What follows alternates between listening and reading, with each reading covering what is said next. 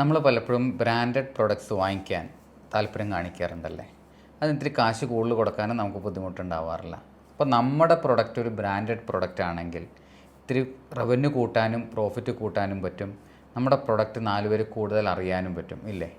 ഒരു product brand ചെയ്യുമ്പോൾ ആദ്യം ചെയ്യേണ്ടത് ആ പ്രൊഡക്റ്റിൻ്റെ ക്വാളിറ്റി ഹൈ ആണ് എന്ന് ഉറപ്പുവരുത്തുക എന്നുള്ളതാണ്. ഇല്ലെങ്കിൽ നമ്മൾ പലതരത്തിൽ മാർക്കറ്റ് ചെയ്ത് അതിൻ്റെ ബ്രാൻഡ് ചെയ്ത് കഴിഞ്ഞിട്ട് നല്ല സെയിൽ തുടക്കത്തിൽ കിട്ടും, പിന്നീട് സെയിൽ താഴത്തേക്ക് പോകും. അതിലും ചെയ്യേണ്ടത് ആദ്യം ഹൈ ക്വാളിറ്റി പ്രൊഡക്റ്റാണ് നമ്മുടെ കയ്യിലുള്ളത് എന്ന് ഉറപ്പ് വരുത്തുക. അതുപോലെ തന്നെ പേരിടുമ്പോൾ മുതൽ ആ പേര് ബ്രാൻഡ് ചെയ്യണം, അതിൻ്റെ ലോഗോ ബ്രാൻഡ് ചെയ്യണം, കളറ് ബ്രാൻഡ് ചെയ്യണം.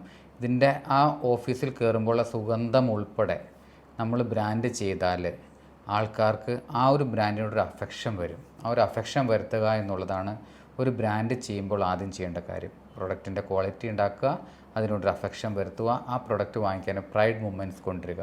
അപ്പോൾ ആ പ്രൊഡക്റ്റ് ബ്രാൻഡഡ് പ്രൊഡക്റ്റ്. വീഡിയോയൊക്കെ നിങ്ങൾക്ക് ഇഷ്ടപ്പെടുന്നുണ്ടെങ്കിൽ ഫോളോ ചെയ്യുക, നിങ്ങളുടെ ഫ്രണ്ട്സിലേക്ക് ഷെയർ ചെയ്യുക. ഞാൻ രതീഷ് ആർന്ന, നിങ്ങളുടെ മാനേജ്മെൻറ്റ് കൺസൾട്ടൻറ്റ്.